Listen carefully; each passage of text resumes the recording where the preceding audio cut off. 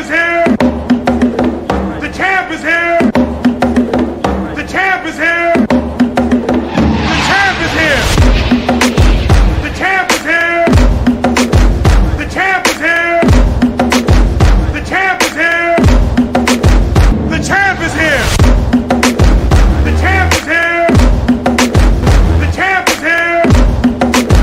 The champ is here.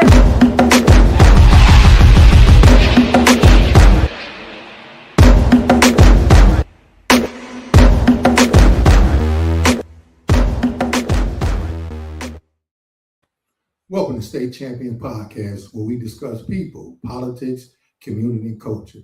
And of course, we discuss sports. With my co-captain to my left, George T. Ward, and me, myself, Raphael Peterson. You know we had to do this again. We had to come back. If you're just tuning in, this is our second part of a 6-series event that we put together that we decided we must do and we had to do because we needed to know, has the Black family vanished? Wow. And we are in our second part of the series. Yeah. And now we're talking about tonight. What's the topic we're talking about, G? The 1964 Civil Rights legislation. How did it help us? Did it help us? What was its impact on us overall? Looking at it, Ralph, we were obviously born in 1970. So 6 years prior to that, so you're talking about 61, 62 years ago. How did it impact us? As we look at it right now, what did it really do for us? At that time, we fought like crazy for it, and I understood that. I understand. But what were we really fighting for? We're going to talk about it tonight. Oh, for sure. So that question, has the Black family vanished? Of course, we believe so because of this choreographed politics, policies, and pandering to us has put us in this place where we are. Choreographed. Oh, it's choreographed for sure, G. Now, Ram, I know some choreographers. I want you to elaborate a little bit. So, what do you mean? This series is going to break down how this was choreographed, and starting with the 1964 Civil Rights Act and how it really misled us into believing into a system that really had no intentions on fixing us and helping us. And so it's just amazing that we haven't looked at it from this lens, but this is why we're here. We're here in the basement to give you some insight, to kind of interrupt your thoughts. So when they hear, what if? Tonight, G, I'm going to play a game. What if? What if? What if? Mm-hmm. And when you hear the what if, I hope it interrupts your thoughts to make you start to think in another direction just for a second. And then just maybe you may see this thing a little bit different. Yeah. So, G, where can they find us at on all the socials and all those good things? Man, all of them. TikTok, Facebook, YouTube, Instagram. I think the one thing that we need to do is go to YouTube, subscribe, hit the like button. I told my aunt this morning, like, Auntie, go on there. She said, I already subscribed. Well, watch the episodes. And I think for us, watch, pay attention, listen. Think about it, and then even call us. If you watch it later on and you have a discussion, you got a question, you have a thought, call us on it, reach out to us on our social media pages, and we'll be happy to talk to you. Oh, for sure. And definitely tonight you can call in 313-458-4445. What's that number again, G? 313-458-44. Derek Coleman, Curtis Kidd, Iceman Gervin, Earl Stark. 4445, 313-458-4445, and obviously the 45 MJK back. He had the 45 on. Y'all call us, talk to us. Let's see what we're talking about. Don't fuss about it, don't talk about it, don't say they tripping. Let's have a conversation. We open to your ideas, we open to your thoughts, your criticisms, anything else. Let's talk about it. Yeah, for sure. Because tonight, this topic, I'm ready for the smoke. A lot of people not going to like the direction that we're going. Well, personally, the direction I'm going, I don't know which direction you're going to go, but it is what it is. So make sure here's the topic so you would know. There it is, episode 2, has the Black family vanished? And it's going to be talked about for a while. Yeah. So when we think about this, G, let's just break this down. That's right. Let's just talk about the Civil Rights Act of 1964. Okay. And the definition is right there, G. It legally prohibits segregation in public spaces and ban employment discrimination based upon race, directly opening doors for African Americans and access business jobs and equal education opportunity previously closed to them. Mhm. That's what the Civil Rights Act legislation, that was his intent. Right. That was the intent of the legislation. And what if that intent was to actually dismantle us and disarm us? What if the intent was actually to disarm us and dismantle us? We know what the act says. I just read it. We know what it's supposed to do. Yeah. We're clear on that. Yeah. But what if there were some sinister thoughts behind the whole legislation in itself? Okay. And what if the intent was never for us to have any rights? Well, it couldn't have been. Why would you say it couldn't have been? Well, you got to think about it, and I understand it. I understand when you're at someone's home, you've been there for a minute, you really tell yourself that you know what they really wanted to hear. They really want us here, and we're beneficial, and you know things are improving. I think when we look at it, Ralph, they had to figure out a way because there was too much pressure, because there were some people who were really tired of the way America was looking. And it wasn't just black folks, don't get me wrong. So there were some people of European descent in this country who said, you know what, this is bad what you're doing. So again, politics, they said, you know what, we got to do this. The bill was introduced by John F. Kennedy in 1963. Yes, sir. And then Lyndon B. Johnson said, you know what, okay, after the assassination, man, we got to do this. But the government figured out a way to say, you know what, how can we make this beneficial for us? So that's what that's exactly where I want to go to, because I hope a number of people realize that in 1957 there was a Civil Rights Act that was on the books. Mm-hmm. There was a 1960 Civil Rights Act that was on the books. Absolutely. And I have a question before we continue. Talk about it. What was the time and the place that Black folk in this country switched from the GOP party to the Democratic Party? Yep. I think we can. Let's talk about it today. I'm gonna put up a poll. Oh, okay. We're gonna put up a poll. We got questions. We got polls. So can anyone identify when we switched from the GOP party, and that's the Grand Old Party, aka the Republicans, to the Democratic Party? Was it one, the 1964 civil rights legislation, the 65 voters' right, or other? I want to know what you know and see what our people know out in our community. And if you don't know, it's okay too. That's all. Hey, give an educated guess, and then tell us why. Though have some support and evidence as to why you think that. But I think this is something that has to be talked about, and I think you can educate your families. And I think this is something that can spearhead the conversations for us to change the way we move and the way we think. And make sure y'all get on that call in if you like. You see the number, we're going to float it across the bottom, 313-458-4445. Make sure you call in. Make sure you get in the comments. And hey, give us your thoughts on everything. But let's get back to this 1964 civil rights legislation. I really believe that it was a choreographed assassination on the Black family. Yep. And when I look at everything that took place into where we are now, because what we were fighting for back then, better jobs, better education, and stopping police brutality. Okay. Well, pretty much now, it's pretty much the same thing. Yeah, same thing going on. Better jobs, better schools, stopping police brutality, and of course, you can add in there voters' rights. And of course, after 64, 65, we had the 1965 Voters' Rights Act that was passed. Okay. That's interesting, because the Voters' Rights Act that was passed, I believe they had good intentions as well. Yeah, they had good intentions. They had great intentions. But if the Voters' Rights Act really benefited us as a community, explain to me how we're in the same situation that we are in today, as an example. And I understand both sides, but I'm playing two ends against the middle. Well, then how come we're yelling that they're trying to take our voters' rights away now?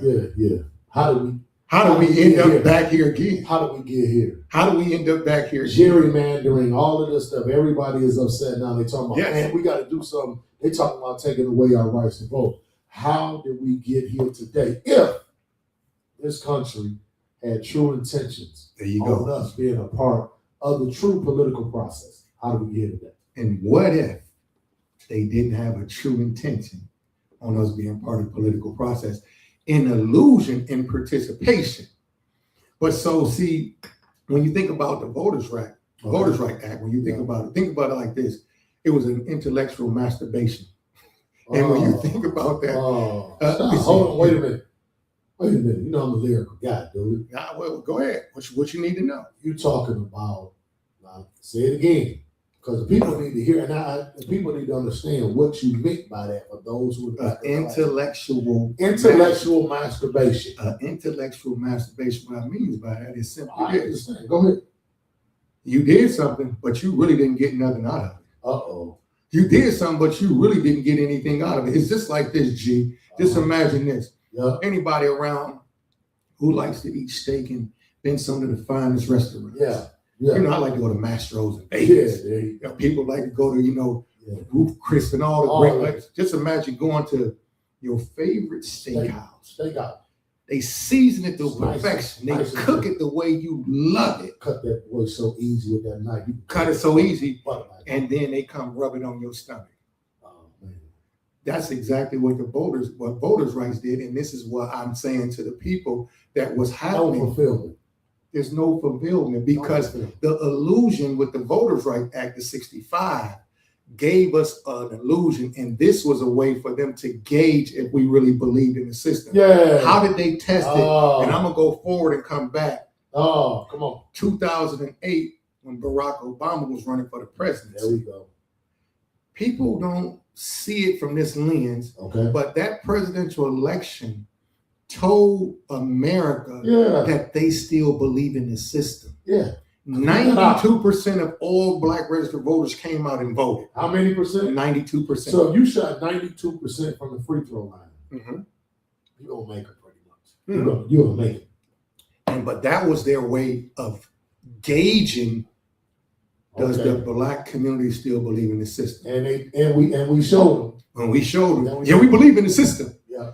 And that part is where I look at it and say, wow, we can really come out and vote. So let's talk about the last little section we just spoke upon, gerrymandering. They're not taking our voters' rights away. We just got to get out there and vote. And so, and that's a whole nother story in itself. But to the point, the Voting Rights Act of '65, it was an illusion of inclusion. It was one of the biggest tricks that America has played on a Black community. Let me tell you why. Because when you think of the Voters' Right Act and you're thinking, I can actually vote out the people. I know I can vote out my oppressors. Yeah. I can vote out racism, bigotry, and all the above things. Well, here's the problem with voting. What do you think you can vote out? Racism, bigotry, and the guy that doesn't look like you. Forget about it. See, he is a person, but that is a system that's been in place for a long time. No. It's not even a system. I remember Earl Stark said this. He said, man, when we got to March, he said, man, we like a fine oiled machine. Yeah. This is a machine, Ralph. And you just said something. And it says here, I'm looking at this now. Okay. It says the Civil Rights Act, dismantled.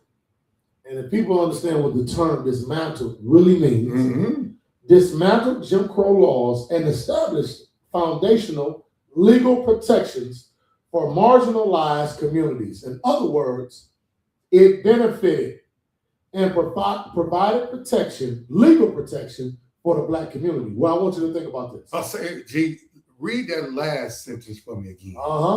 19 D. Ware, you're absolutely right. The last sentence.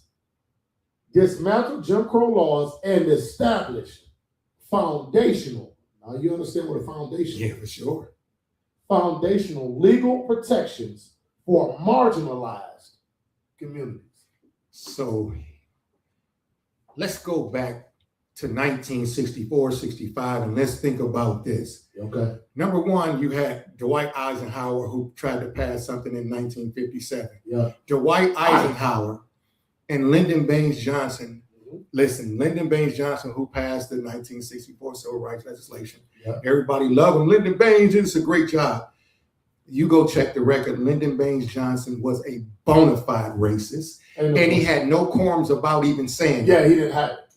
He did not have it whatsoever. So what would make us as a community believe that they have come to this place in their hearts? You know what? And I want to make sure that the Black people get what they need. And I'm going to put in a law. And we've been wrong. And we've been wrong. No. And we're going to let them know we're going to set this straight. And we're going to give some amendments. Yeah. And we're going to give some acts. Yeah. Well, don't you believe for 1 second that somebody that has that much hatred, because we went through the Jim Crow era, Reconstruction, all of those things. Yeah. These men at that time were very, very, very racist. The hatred for Black people ran deep and cut deep with those guys. Yeah. You just read that part of it, and it said dismantle Jim Crow. Dismantle Jim Crow. Well, really? How? Because we still have things going on to this day, and throughout the time that show Jim Crow really still exists. Well, Ralph, we can't even leave the mid '60s, as Lisa B right there just said, '64. I want you to think about this. When as D Ware says 65, you look at it, you're right, Lisa. Here we are though, after the Voting Rights Act stamped it.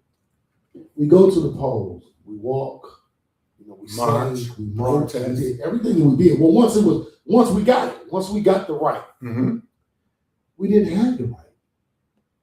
Man, our great uncles would go, our great grandfathers would go to the polls, our grandfathers would go to the polls. If you down in the South, my grandfather from Oakland, Mississippi. You go to the poll, and then they say, well, okay, you got to read this. Oh, you know what? You can't vote. Oh, you're in the wrong district. All the things that they did to make sure that we couldn't vote. And it was such a small percentage of us that were allowed to vote where it didn't even make any sense anyway. So you push forward 60 plus years and you got to say to yourself, how is it that we're still here? And what they did, they recognized something. And European Americans, because you got to understand, they came here too. So I hate that they call us African Americans and then just call themselves white. Well, they're European Americans. But I want you to think about this.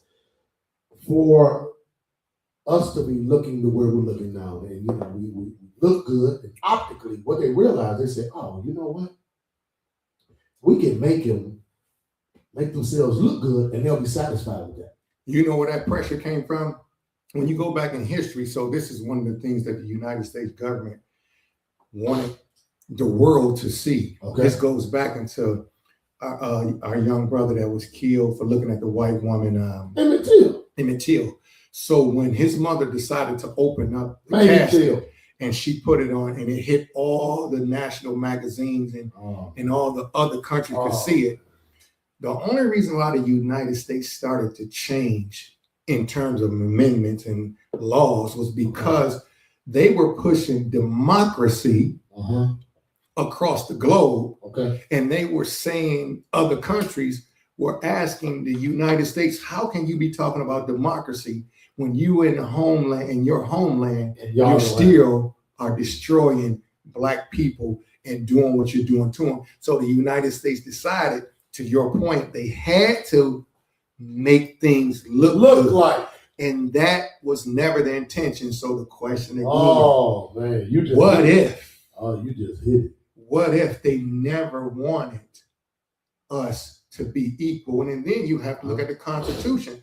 And I have this debate with a few people. See, the Constitution started out by saying, we the people. Yeah, ain't no question. So when you talk about we the people, if you think about at that time, Black people was only 3/5 of a man. They didn't even mention women. The 3/5 compromise. And then you're talking about Indians, they called them merciless savages. The people, when they said we the people at the time, they were talking about white land owning men. That's it. That's it. So now go back. Round, say it again though. Who? White land owning men. Okay. So the Constitution in itself did not include us. And here's the sad thing about where we at and why this Voters' Rights Act really, to me, is really mute because of this. Okay. If we was not considered a full person and you pass these laws, then you put an amendment in. 60%. Go ahead. And we couldn't vote. All right. Then all of a sudden your mind changed and you're saying, well, what we want to do, we want to make sure that you have this right. Deep down in your soul, there's no such thing as a democracy because democracy simply means one man, one vote. We do not have a democracy, not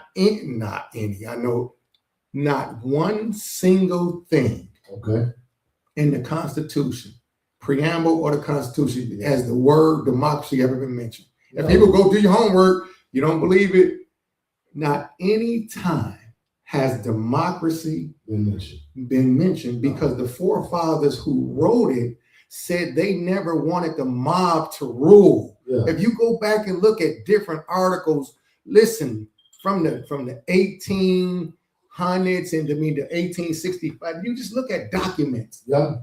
You look at stuff and you see all that these guys' thoughts and their belief systems. Okay. They were like, they never wanted the mob to rule because that's what a true democracy is. So we have a democratic system where we vote for the people who select the people in office in the presidency. And so that is called a republic. And that's where people don't understand. And what if we really don't know the people that we're voting in are absolutely controlled by the machine? By the machine in terms of dollars and cents. So again, what if the Voters' Rights Act and where we are today, it's all an illusion? Demetrius Ware, man, you know what? It was, we called it a republic. You're absolutely right. Demetrius, I want you to think about this, man. Hey, good to see you on, brother, man. You my guy. So all three of us are coaches, right? I want y'all to think about this. When we ask our players, hey, man, you know what you think we should run? I've called them many a time out, and I've asked them practice, hey, what y'all think we should do today? You know what, hey, call a timeout. What y'all think? You want to run this? All the while, it appears as if this is democracy. Oh, you got see, so you made the players believe that they had an actual vote, but you knew what you were doing. Well, they actually did. But if they said something that I didn't like, guess what? We ran exactly what I wanted us to run. And this is what this country has done to us. Well, that's part of the problem. Because in order for us to change, before we get to the school system, and that's a whole other thing, we have to change the minds of the people because the 1964 Civil Rights Act legislation that passed said there was no segregation. We know that the Brown versus Board of Education happened before then, and it allowed us to go into the schools. But what nobody talks about is this. This is another stage of the illusion. Yeah. Well, what if when that was shot down and segregation was boom, we gonna tackle it, it's over. Hey, black kids, you can now go to school with whatever you like. The white kids. Well, here's the problem with going into a system. Well, now because we're so happy, we've forgotten about us. What did it do when I'm talking about that hurt us? How bad did the Civil Rights Act of 64, how bad did it hurt us? And when you start to think, I have a number of things here, Chief, that I definitely want to talk about. One thing that happened was the decline of black-owned businesses. historically, No question. strict segregation forced Because Black Americans. it came with integration. But go ahead. Right, of course. And forced Black Americans to shop and do business within their own communities. The second thing, job loss for Black professionals, desegregation eliminated the legal mandate needed for parallel Black institutions. Consistently, many Black administrators, teachers, and professionals lost their job. For example, thousands of Black educators were fired or demoted during school integration in the South, as white school boards refused to allow them to teach white students. Hold on. Yeah. Displacement of community institutions. Desegregation often meant the closure of vibrant Black schools, community centers in favor of busing our students. Many historically thriving, localized Black neighborhoods suffered economically, brother, as capital and affluent families relocated to nearly integrated suburbs. And then here's the most important, the loss of institutional control. There you go. See, that's in education and public service that shifted towards integration frequently resulted in Black communities losing control over their local institution, leading to loss of cultural focus and localized advocacy. So loss of cultural focus. Yes, sir. So when you go into a school system, they say, well, it's a public school, but who runs the public school system? Government. You get government fundings, you get everything is through the government. Well, then you have to teach what the government wants you to know. Yeah. How can this system actually be fixed? Well, what if this was all by design? It was, Ralph, it was actually being fixed. As a matter of fact, we talked about it last week in week 1, the 50s and the 60s. We were thriving. But you just alluded to it, Black businesses. So I remember going to Quarry Elementary. Robert Slack and all the guys, Bingo. I go to Quarry Elementary and I remember some of my guys, Fauzi, Michael Kasar, some of the guys that were bust in. Mm-hmm. And now that I look at it, rapping as a young boy, you're like, hey, this is my guy, Michael Kasar. He ended up going to Birmingham Groves, and I'm looking at some of the Arabic guys that have been bust in. All the while, what they were doing was diminishing our power and diminishing our excellence because we were thriving. And they recognized, they said, oh, we got to slow this train down. Train had to slow down, brother. The train had to slow down. And so what they did, they moved some of us out. You got to think about Big D went to Huber in elementary school. Mm-hmm. Got bussed all the way over there. Big D Daniel lived 4 blocks from Quarry. Mm-hmm. They ended up busting him over there. And when I look back on it now, you got to say to yourself, they had such a plan. And they sat down and they were very strategic. And they said, we got to do something to slow this thing down. These young Black kids are getting educated. They're into vocation. They're learning some things. They're learning about their culture, their history. And we're going to slow it down. And guess what? If we have to sacrifice a few of our own, we're willing to do it. Mm-hmm. But we got to slow this Black family down. We got to specifically slow down these Black boys because they're becoming strong Black men. So I want to go into this, G. You're absolutely right. And I put up the poll. What particular time or place, an event that took place that switched our community from the GOP party to the Democratic Party. So let's go back, because you can't mention the 1964 civil rights legislation without speaking about Dr. Martin Luther King Jr. and Sr. So this is we can actually pinpoint the time. So we'll go back into 1956 when the first election with Dwight Eisenhower, and he was in a tight race and he ended up winning. At that time, he won by about 20%. And at the time, historians said the Black voters pushed him over. Yep. Okay. Well, let's fast forward to 1960. And now you have JFK running against Tricky Rick, Richard Nixon. Richard Nixon was the guy, and he was under Dwight Eisenhower. And so at this time, civil rights legislation hadn't been passed, obviously, but our civil rights leaders were doing their thing. They were protesting, marching, having sit-ins, doing everything that needed to be done.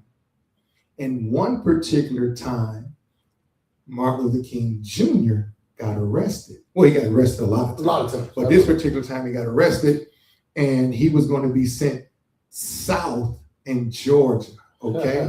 Yep. Coretta Scott King received a phone call, and she found out, and she called different people, and two people that she called was Richard Nixon. And Richard Nixon said, well, I don't want to get involved with that. I want to, let the process, do what it's going to do and let the cards play what they're going to play. But she called JFK, and if people go back, JFK, he was just getting into the arena. He really hadn't made a splash, so to speak, in the civil rights legislation. Right. So when he got the call from Coretta Scott, he said, listen, I'm going to do what I can. We're going to work on this. Of course, by the time she received the call from Martin Luther King Sr., what's going on? She had got the word. JFK got Martin Luther King Jr. cut loose. Yep. Got him out of there. So if anybody knows anything about Dr. Martin Luther King Sr., they were Republicans.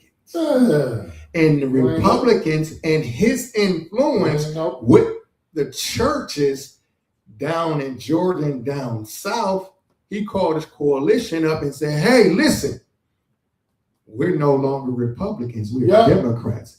That is the time, the event that actually switched. So he said, because JFK did what he's supposed to do to get my son out, we're going to switch. And of course, JFK defeated Richard Nixon by about 10%. And they said the vote came from the blacks in the South. This is a fact, and this is a great history. So when you understand that, you must know that this was our move and our switch.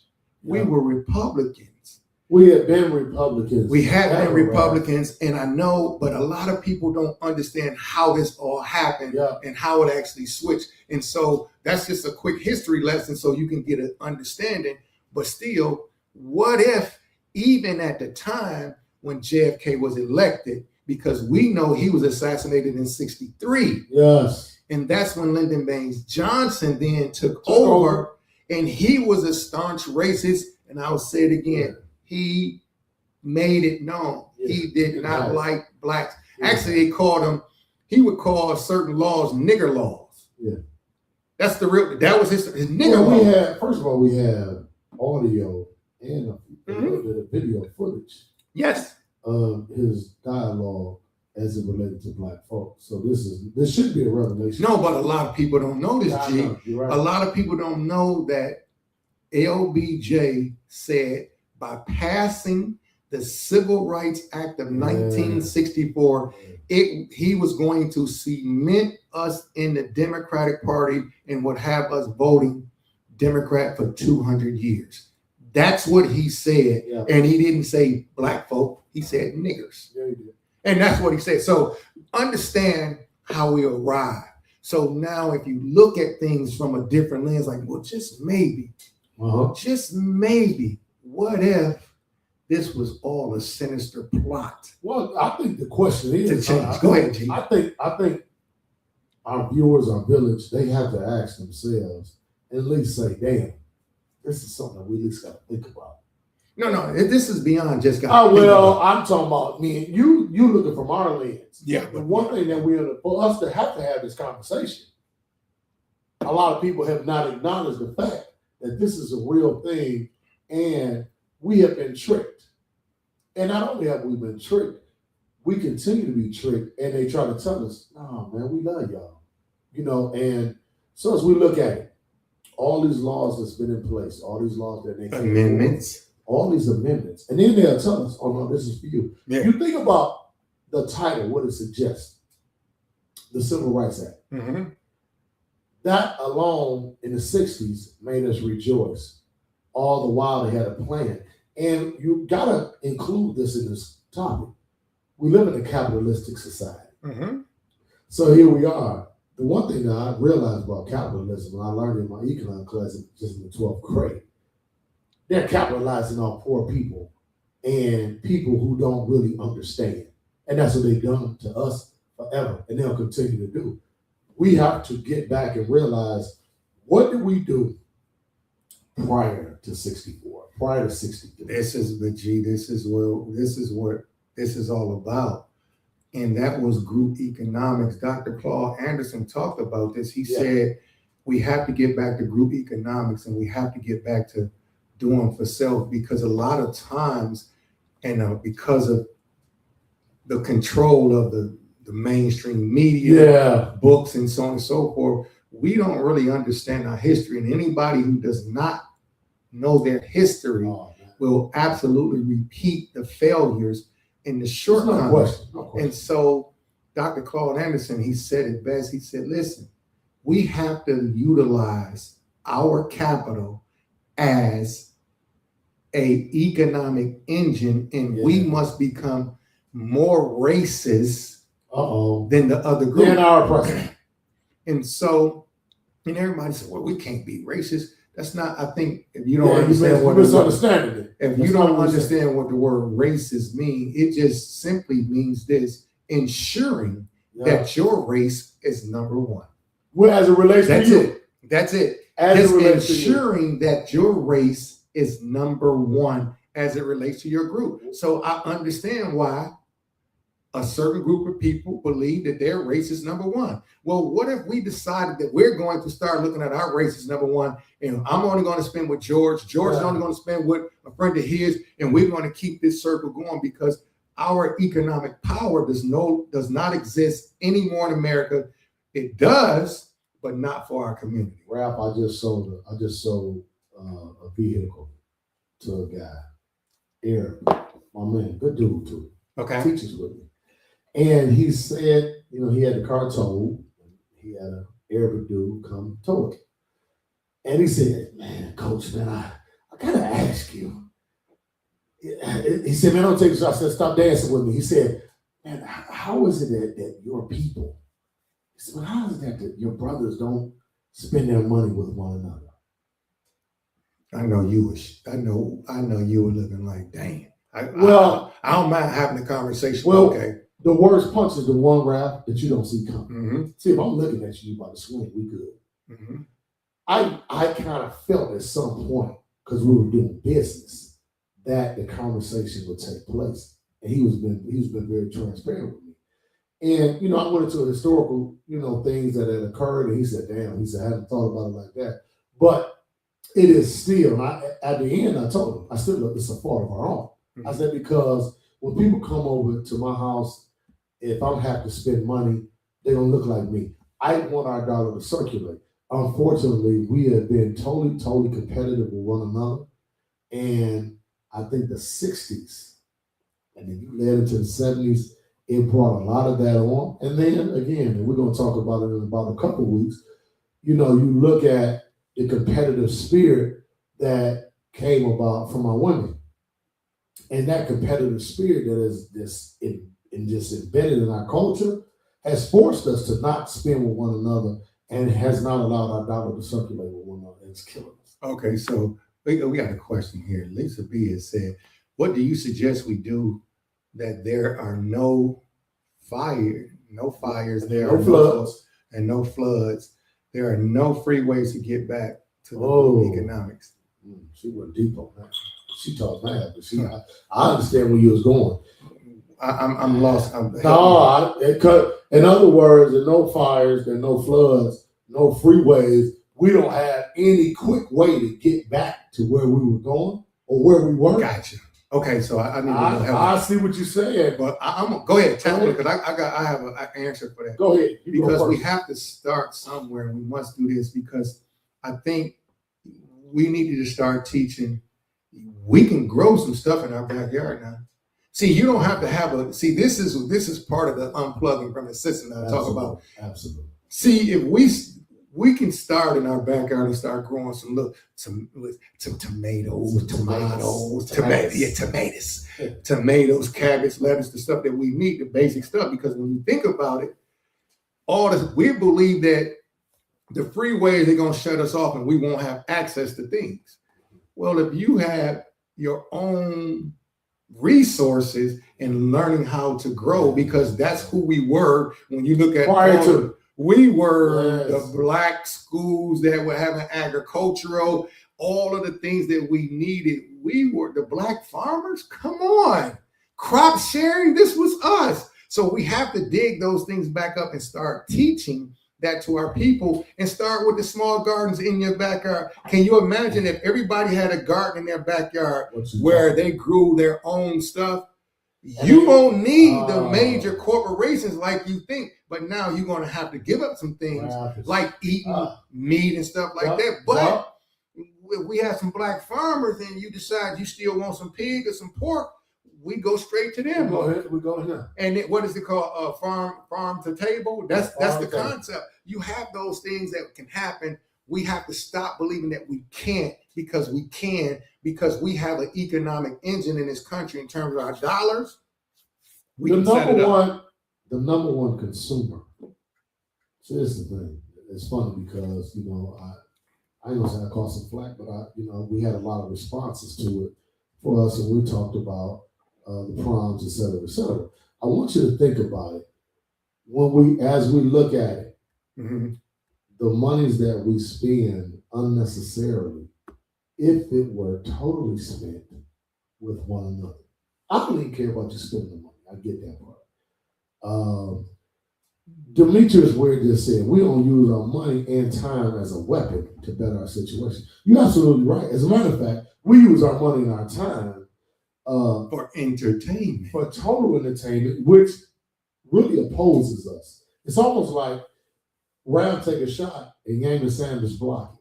He about to lay this thing up. And we on the same team. On the same team. And Yeye blocked that thing. Said, get this shit out of here. So I want us to start to think about what our money and our time really does. But unfortunately for us, we do not think along these levels. But the one thing that Raph and I are going to do, and Raph, you just made a great point, is there's some farmers within the community.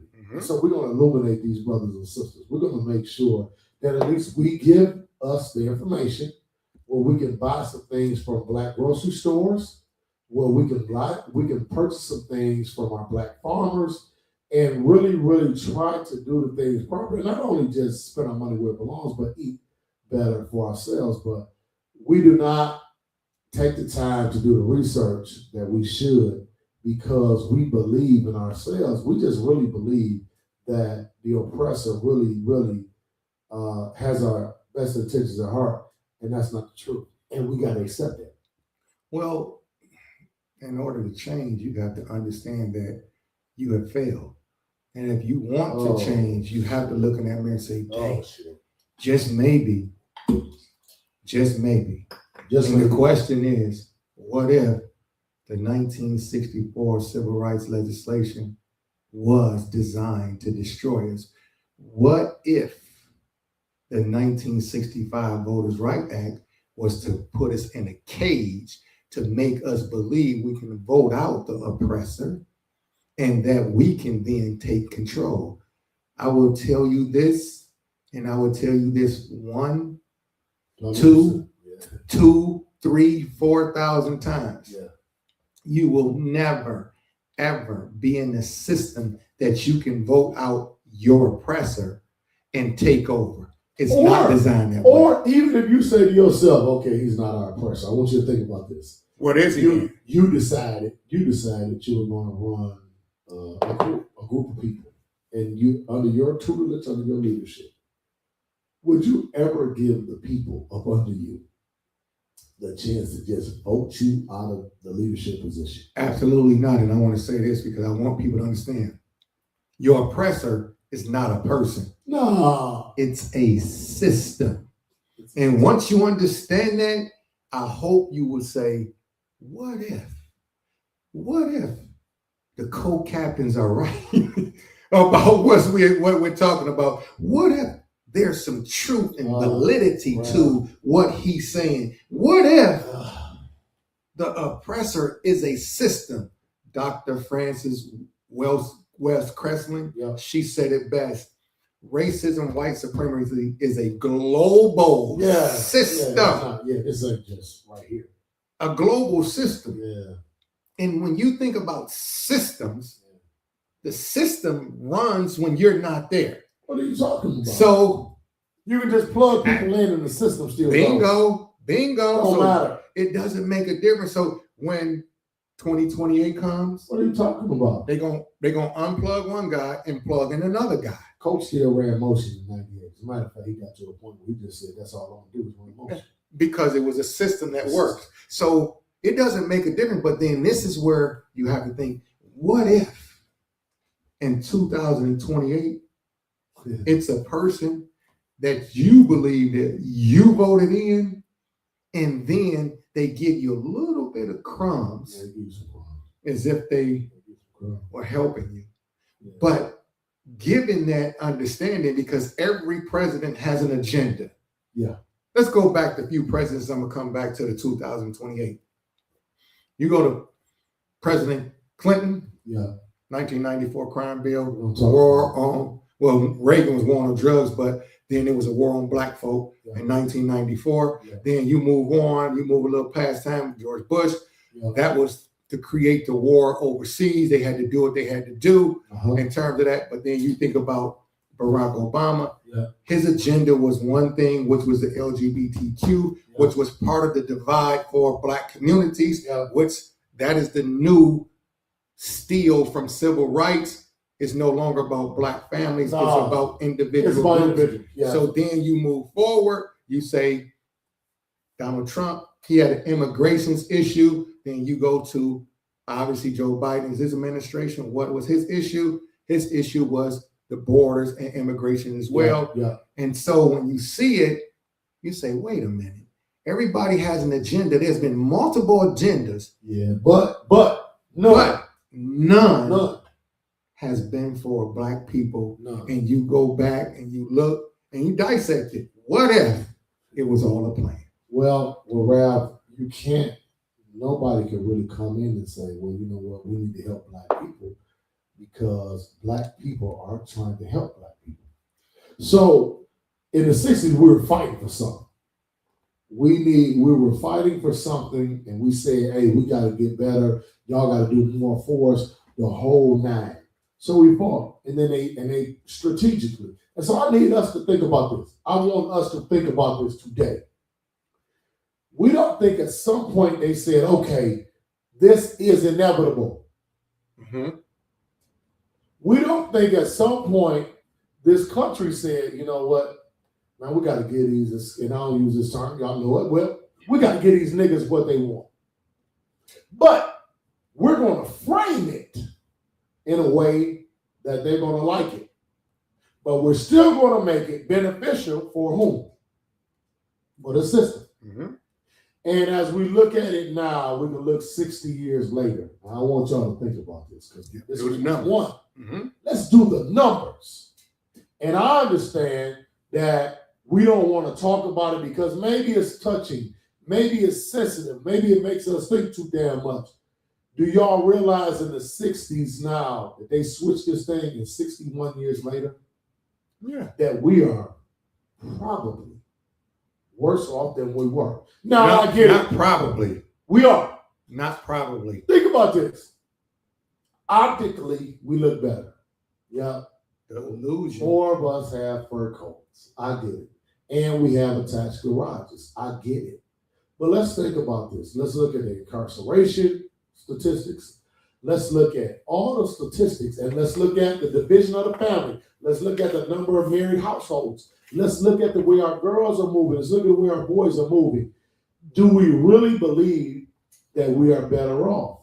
And if you don't think that the system thought about this, and one thing I can respect about European men, they said, we're going to think long term. And most of them understood that, you know what, maybe we're not going to see it.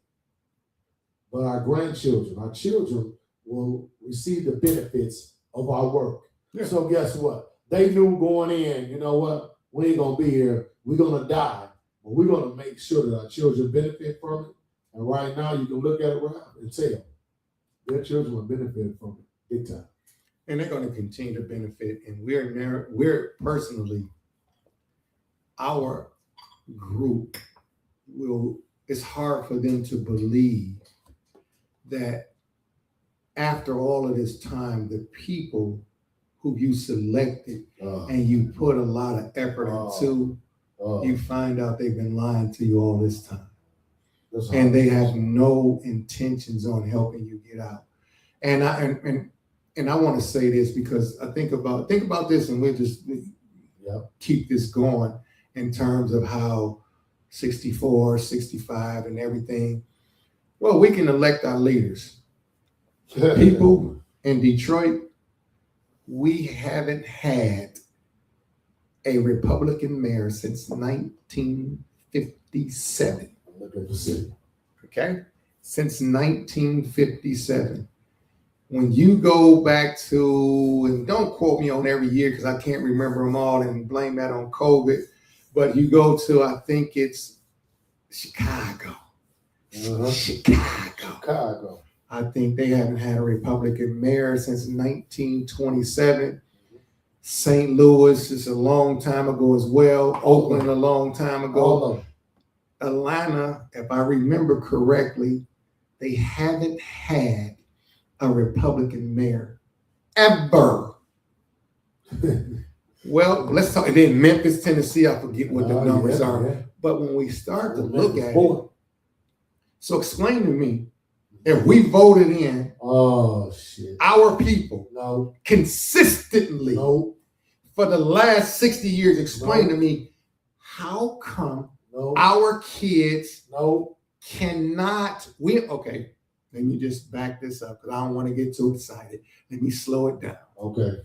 In DPS, according to some research that I found, you ain't lying. Only 7% of the kids are proficient on current grade level or higher in mathematics. Wow. It's somewhere around the same percentage in ELA. They call it ELA now. Well, when you look down in Memphis, Tennessee, 21% are proficient. Well, explain to me how the people that we voted in democratically from the Democratic Party, how come our areas are still failing if they're helping? And I know that's hurtful. Go home or just get on your computer and do your research. That's right. It's going to make you sad. If it doesn't make you sad, then you're not living in reality. Because you go across the country, any urban area in this country, same thing. We are all in the same boat, and we've been ran by Democratic leadership. I'm not suggesting you do anything different as going to vote for the other party, but what I am suggesting is this: we unplug from the system and say, you know what? Because we are the only race on the planet that blindly votes without going to the table saying, we need an agenda for us. And I remember vividly when they asked the sister, so-called Kamala, what you gonna do for Black people?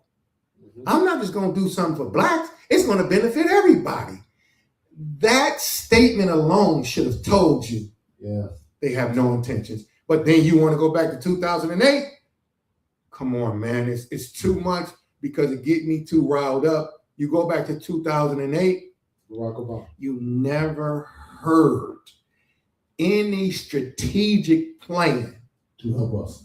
Okay, even if you don't help the whole country, from your stomping grounds, don't you have to do something about those boys getting killed in Chi-Town? We can say what we want. We can dance around it and keep on thinking that those people love us. What if the people we voted in don't love you like you think? or have become such a part of the machine and are benefiting themselves. And the one thing they've been a part of the machine. You got to understand something about, I started to watch Underground again.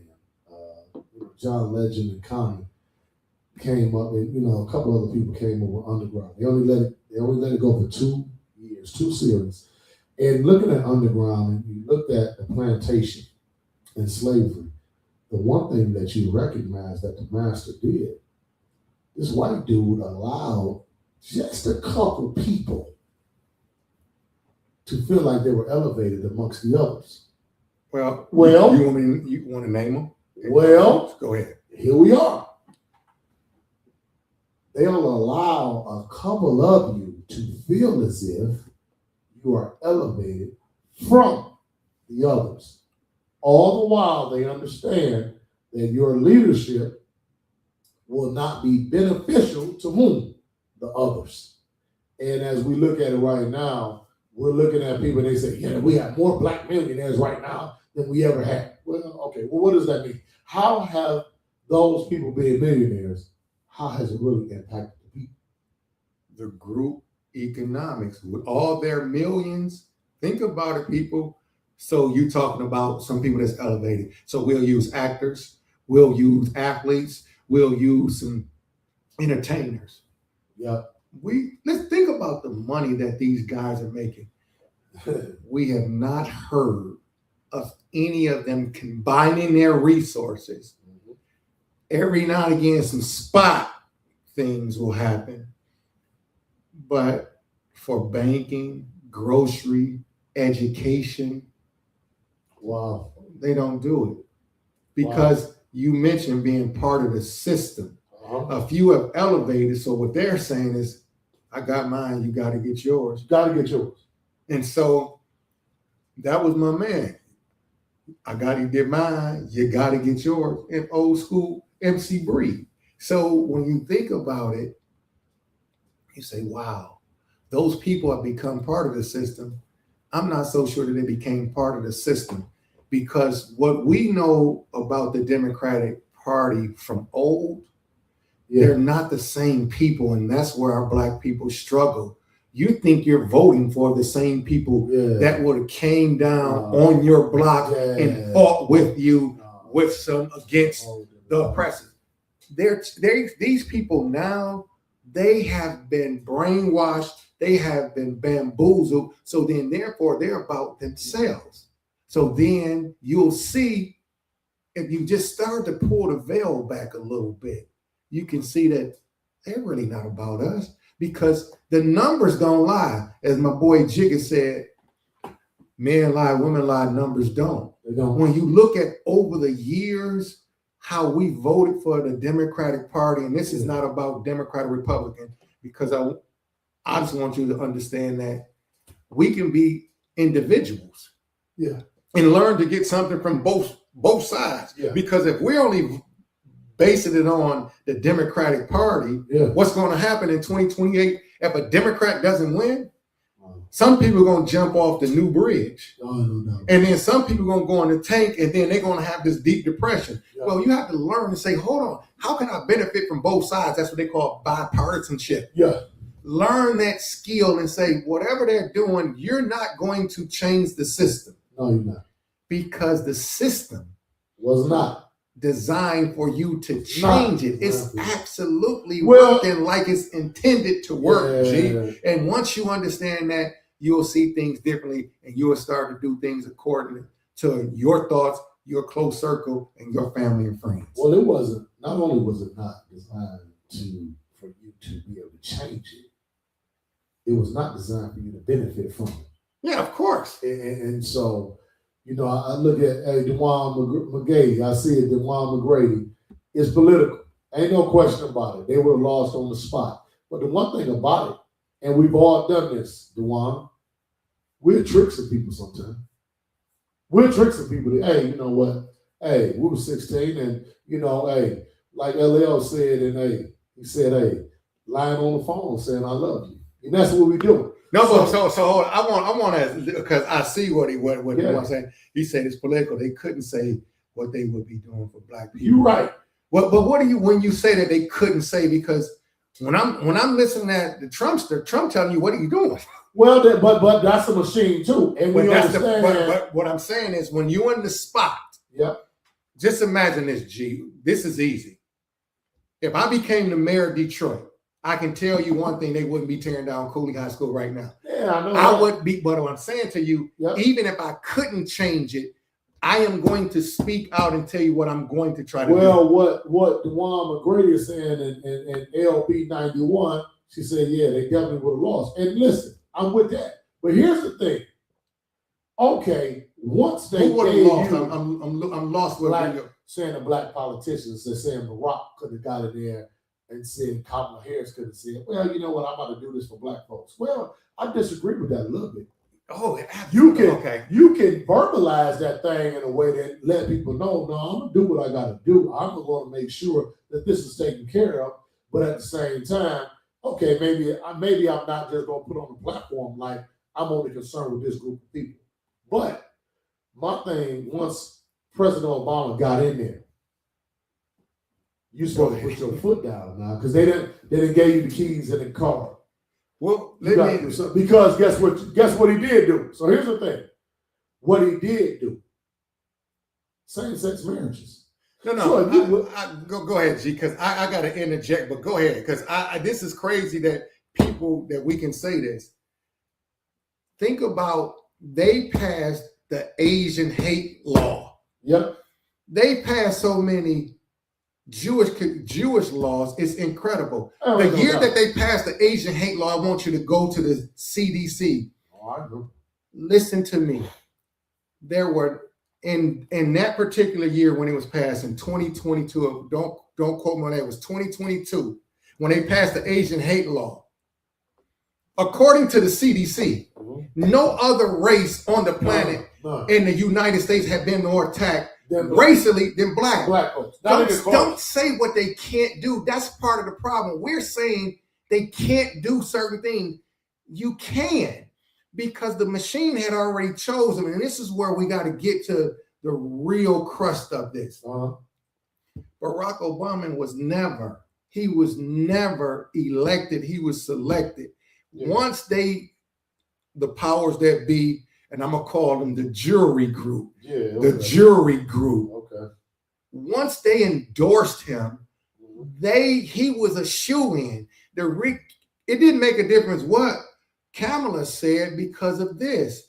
She didn't shake the hand of the jury guy, the head jury guy, in front of the national media. She was not going to be elected. They don't care what you say, because at the end of the day, the system is not going to allow you to do certain things. But I'm just telling you, for myself, I'm going to say, listen, I'm going to make sure that I'm doing something for black boys and black girls. That's because what I'm saying. They are the, because listen, if y'all think about it, they said about marginalized people, and they would name them. They would say LGBTQ. They would say gay and homosexuals. They would go down the whole rabbit hole. But if you notice, they do not specify black men. You give me any administration in the last 30 years that specified that they were going to do something for black men.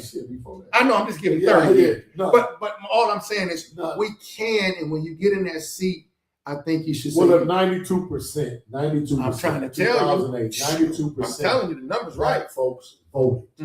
We got out. 92%. Ain't no way he couldn't have said something. Listen to me, brother. I don't care. Because and guess what? He could have got another 2-3%. If he had got on there and said, you know what, no, we're going to make sure this happens. Man, and know how to speak to that. Listen to me. Come on now. Because what he could have did was put the language in there. Well, my people have been marginalized for so long that we're going to have to do something specifically for the black males that's being killed. Because he did something specifically for us. Come on, man. Stop playing. All that. This is part of the scared tactics that they use. Oh, you can't get up there and say that, or you're not going to get in. Man, listen. Well, don't get in. Yeah, don't get in. Because if you get there, if you're scared to say it. If you get there and don't do nothing for your people. But no, if you won't say it, I can tell you, if you don't think you was going to get in because you were going to say it, well, when you get there, you won't be able to do nothing. So we're back at the same spot. So then at least if they know, hey, my man gonna get in there, he gonna do something for his people. And you just tell the people. Hey man, listen. You guys and gals know what's been going on in our community. Yeah.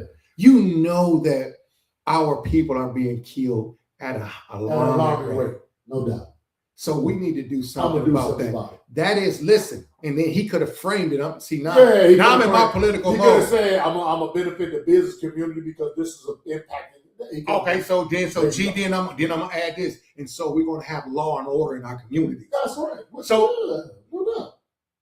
who don't want law and order in the community? See, it's a way you can frame it, That's what I'm and saying. then the people will Lyrically, he could have oh done heck something yeah, like the that. boy was cold with the lyrics, so Yeah. I disagree that he would have lost. I think he still could have got in there Yeah. if he had said exactly those things. Well, we want law and order, and we're going to do things this way. If you really think about it, he ran on law and order, and he talked about immigration because he was the one who decided from that administration at that time when he was in office that a lot of the immigrants had to leave the country, and that's why they call him deporting chief. So you can do things that's necessary, and you have to stand up because that's how they make you fade to the back when you are afraid to say, listen, I'm going to stand up for my people. I'm going to help others, but I'm definitely going to stand up for my people, and then you go from there.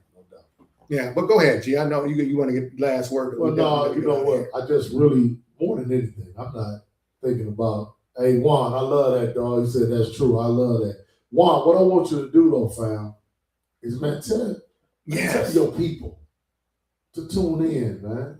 I don't think this dialogue that we used to share just amongst us and our families, I don't think it should just be between us. I think the masses needs to hear this. No, this is the thing, G, and I'm not to you speaking to Juan, but I'm speaking to everybody that's on our thread. We have different people. We have different people. See, it's one thing for you to come on yourself and you do your thing. Next week, before we come on, a couple days before, we're going to send out the link to our YouTube channel. Send it to 10 friends. Send it to 10 friends, and then share the link to different people. Like, man, they doing a great job, because what we're trying to do, we're trying to test the algorithm to see if we can get this out to the masses, because we're talking some great stuff, some great solutions for our community, and it's not a hard fix. It is. It's not a hard fix. It's just that we have to be resourceful in what we're doing and strategize and unify. And unification does not mean we're going to destroy somebody else. No. Unification simply means that we're going to do for ourselves. Man, you being pro-black. I told somebody this in my 20s. I remember the first time they said something to me, and I said this. Me being pro-black don't mean I'm anti-anything. No, absolutely not. I ain't, listen, and everybody loves their culture, everybody loves their religion, everybody loves their family. We love ours. Well, damn it, the one thing I don't want to see, the one thing we don't want to see here at State Champions Podcast is our families to continue to be decimated by our own foolishness and lack of thinking. And the lack of knowledge. Listen, they said it best, lack of knowledge, our people will perish. Yeah. Well, going to the point, make sure tomorrow, tonight, send forward this to somebody. Tell them to watch it too. Watch it. Watch this episode. And watch this episode. But we coming back next week. Next week, what's our week 3. The welfare trap. The welfare trap is next week. Listen, y'all. Listen. Listen. And I'm not, people say this, I ain't just saying this because it's me. What I am saying is, damn, y'all. Y'all think about what we're talking about right now. And I do understand at times some things are just above the heads of other people. They don't want to talk about it. They don't want to discuss it. Next week, the welfare trap. Do we realize what our first 2 topics thus far, the 50s and the 60s, man. The golden standard. The golden standard. The black family. We saw the photos. We saw the illustrations. Rab pulled them up. This week, 1964 Civil Rights Legislation, the Voting Rights Act, all of those things that happened in the 60s. That started to dismantle. It started to dismantle us as a people, and it really chipped away at our unity. Unity and our culture. Our unity Our and our culture culture is key. But go ahead, was G. the basis of it. Yes. Was our unity, the foundation, our love, our morals, our values, all our discipline, all of that. What I need, Dre Gaines. What's good with it? What's good with it, Dre? Dr. Dre Dr. Dre in the building. What up, man? Our God, what's Well, up? here we are again. We have a platform where, and I get it, when people talk about a podcast, y'all want to hear certain things. Why don't we want to be educated? Why don't we at least want to say, okay, man, I thought about that before. Let's talk about it. And then I can talk to my people. Because y'all talk about podcasts is crazy. I see us. We be at work and somebody say, man, y'all see such and such. Man, damn, are y'all for real? We're talking about something. We're coming up with great topics. Next week, week 3. The welfare. God, dog it. The welfare trap. Do we really want to talk about it? Let's talk about it. Let's think about this, because a lot of us didn't want to go to the grocery store with those food stamps. Your grandma, your auntie, your mama gave you those stamps. It ain't like the bridge card where you could camouflage it like it's a debit card. Now, some of us didn't want to go to the store with those stamps. Man, let's talk about it right now. Let's talk about what the welfare trap did and all the ramifications that surrounded that. Mm-hmm. And the welfare trap, the government replaced What your handouts, so you became dependent. You became dependent. And not only did we become financially dependent, we became emotionally and mentally dependent. And at that time, and my man Broderick Ruffin said, man, me and my dog talk about this all the time. Mm-hmm. Daddy hid in the closet. No, see, I was telling somebody, see, because they would come through and then they couldn't hide in the closet anymore. The shoes had to be hid up in the attic. What you talking about? They had to be hid up in the attic. And so then we were still strong. See, I don't care what anybody says. We can do it. We have to create networks. State Champions Podcast, we got something coming for the fall where we're going to make sure that this conversation doesn't end. And everybody who chimes in, who wants to come out, we're going to do something sweet where people can come and participate. It started in that arena, just say cooking, but continue the conversation. And it's going to be at an event or a place where a number of people can come in. We probably have 50, 60 people, maybe 100, exchange some ideas for sure. Listen, State Champion Podcast, you know what we do. The champ is here. We love you. We'll see you next week. We're back on next week. I'm almost sure. The game is Wednesday. We'll go. We got to go early on Wednesday. We go early Wednesday. Then we go 7 to 8 or something like that. We'll go 7 o'clock next week. We have to talk about it. The welfare trap. Let's get the buzz out there right now. We got LB. Hey, Demetrius Ware. Let's get the buzz going right now. It's a week away. Let's talk about it. Dre Gaines, the welfare trap. Think about what it did to us, and think about how we right now, all these years later, we still mentally and emotionally dependent on it. Peace. We'll see y'all next time. We out of here. Champ is here. The champ is here. The champ is here.